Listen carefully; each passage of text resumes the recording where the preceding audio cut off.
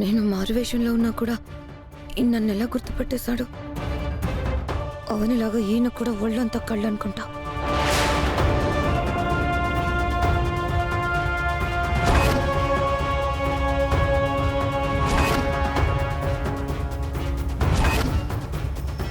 Doctors ఇందాక నుంచి బయటికి రావడం లేదమ్మా. లోపల పరిస్థితి ఏంటో తెలియడం లేదు. మా అబ్బాయికి ఎలా ఉందమ్మా? డాక్టర్లు మీ అబ్బాయిని కాపాడడానికి ఎంతగానో ప్రయత్నం చేస్తున్నారు. మీరేం కంగారు పడకండి అమ్మా. ఆ దేవుడి మీద భారం ఉంచండి, కూల్గా ఉండండి, అంతా అయిపోతుంది.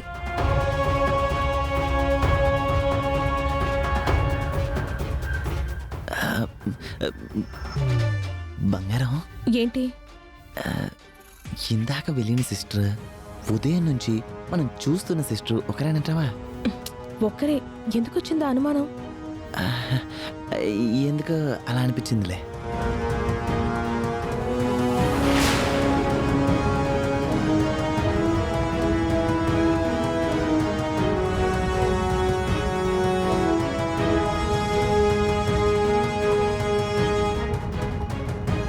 మరో హాఫ్ అన్ అవర్ తర్వాత వచ్చి కండిషన్ చూసి డెసిషన్ తీసుకుందాం. Okay sir. Sister, doctor. పేషెంట్కి ఇంజెక్షన్ మార్చాలి. ఏ టైంకి ఏది ఇవ్వాలో చెప్తాను, నోట్ చేసుకో. Okay doctor. ఓకే.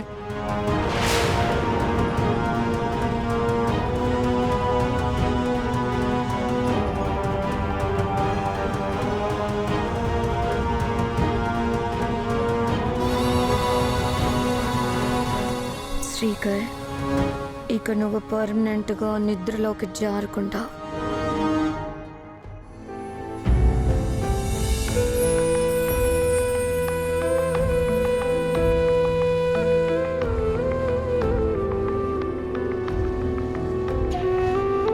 అమ్మా అక్షయ, మీ అమ్మ వచ్చింది. అక్షయ, శ్రీకర్ పరిస్థితి ఎలా ఉందమ్మా? ఇంకా క్రిటికల్ గానే ఉందన్నయ్యా. నాన్న గురించి నేనిక్కడ మహామృత్యుంజయ మంత్రాన్ని చదువుతూనే ఉన్నానమ్మా. ఆ శివయ్య దయతో ఈ పాటికి నాన్న కోలుకోవాలి కదా. మనిద్దరం కలిసి నాన్నని బ్రతికించుకునే ప్రయత్నం చేద్దాం. నువ్వు కంగారు పడుకో. మీ ఇద్దరూ కలిసి ఎన్నోసార్లు ఎన్నో అద్భుతాలను చేశారు. మీరు తలుచుకుంటే శ్రీకర్కి పునర్జన్మను ప్రసాదించగలుగుతారు. మీ ప్రయత్నం వదలకండమ్మా. మీ నాన్న విషయంలో ఏదో కుట్ర జరిగిందమ్మా. ఆ వశీకర గురించి తెలుసుకుందామని నా వంతు ప్రయత్నంగా దాని ఇంటికి వెళ్ళాను. అసలక్కడ ఆ వశీకర కాదు కదా, దాని ఇల్లు కూడా లేదు. మనం ఆభరణాలను దేవాదాయ శాఖ వారికి అప్పగించేసిన తర్వాత క్షుద్ర శక్తి మనల్ని విడిచి వెళ్ళిపోయిందని అనుకున్నాను. లేదమ్మా, దాని ప్రభావం ఇంకా మన మీద పడుతూనే ఉంది. శాశ్వతమైన పరిష్కారాన్ని ఈసారి వెతుక్కోవాలి. ఆ వశీకర ఎవరు పంపిస్తే వచ్చిందో, ఎందుకొచ్చిందో తెలుసుకుంటేనే ముందు ముందు రాబోయే ప్రమాదాల్ని ఆపగలుగుతాం. ముందు బావా ప్రమాదం నుంచి బయటపడాలి. అప్పుడు ఆ వశీకర ఎవరో, దాని వెనక ఎవరున్నారో అన్నీ బయటికి లాగుతాను. ఎటూ వచ్చావు కదమ్మా, అక్షయ్తో ఈ పాలైనా తాగించమ్మా. తాగమ్మా. ముందు నేను నాన్నని చూడాలమ్మా. నాన్న దగ్గరకు నిన్ను తీసుకుని వెళ్ళడానికే వచ్చాను. తాగు.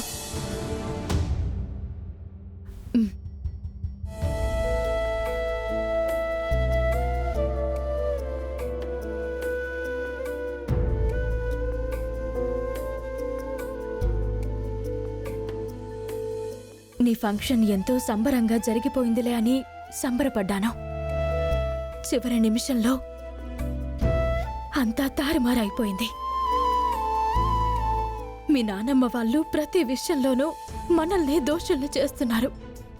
సంతకాలంటూ వెంట పడుతున్నారు. వాళ్ళంతేనమ్మా. ఎవరెలా పోయినా పర్వాలేదు. అనుబంధాలు మంట కలిసిపోయినా వాళ్ళకు అనవసరం. వాళ్ళ పంతం వాళ్ళది, వాళ్ళ స్వార్థం వాళ్ళది. అత్తయ్య అయితే పూర్తిగా నిహారిక కృష్ణలు చెప్పినట్టే నడుచుకుంటుంది. అత్తయ్య నిన్ను అక్షయ్ను మావయ్యను దూరం చేసుకుంది. చివరికి అందరికీ దూరం అయ్యి ఒంటరిదైపోయేలా ఉంది. మంచిని బోధించిన అత్త చెడు మార్గంలో నడవడం చాలా బాధగా ఉంది. వాస్తవాలను తెలియజేసే ప్రయత్నం ఎప్పటికప్పుడు చేస్తున్నా వినడం లేదు. పల్లెటూరి మీదున్న బాధ్యతను విస్మరించింది. కట్టుకున్న భర్తకు దూరమైంది. ఎంతసేపు నా మీదున్న పగతో రగులుతుంది. ఆ మనిషిని ఎలా మార్చుకోవాలో అర్థమే కావడం లేదు. అందుకే అంటారమ్మా, ఓ అజ్ఞాని స్వార్థపరుడుగా మారినా పెద్ద నష్టం ఉండదు, కానీ ఓ మేధావి స్వార్థపరుడుగా మారితే చాలా ప్రమాదమని.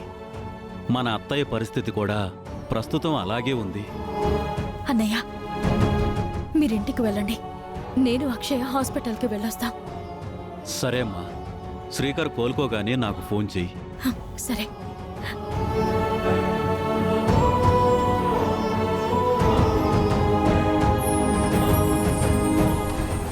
నాన్నను సురక్షితంగా ఇంటికి తీసుకొచ్చేలా దీవించు. అమ్మా, ఆ వసీకర ఎక్కడుంటుందో ఎలా తెలుసుకోగలం? అది కొండల్లో దాగున్నా, అడవుల్లో తల దాచుకున్నా, చివరికది పాతాళంలో ఉన్నా, ప్రపంచంలో ఏ మూలున్నా వదలను. దాని రూపం నా కళ్ళ ముందే ఉంది. నా నుంచి తప్పించుకోలేదు.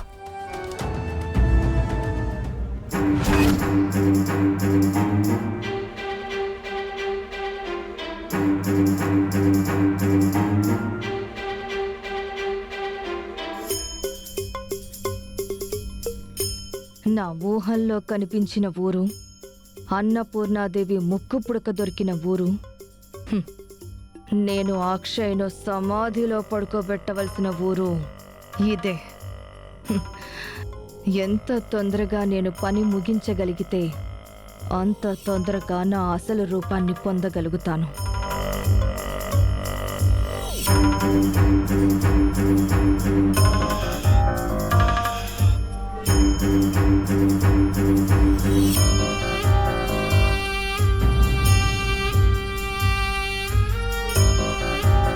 ఈ సంవత్సరం వరుణదేవుడు కరుణ చూపించాడు కాబట్టి పంటలు బాగా పండాయి.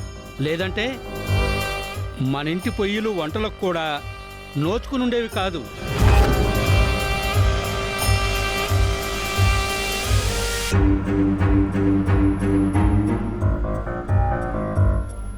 నేననుకున్న కార్యం నెరవేరేంత వరకు నా మీద ఎవ్వరికీ ఎటువంటి అనుమానమూ రాకూడదు.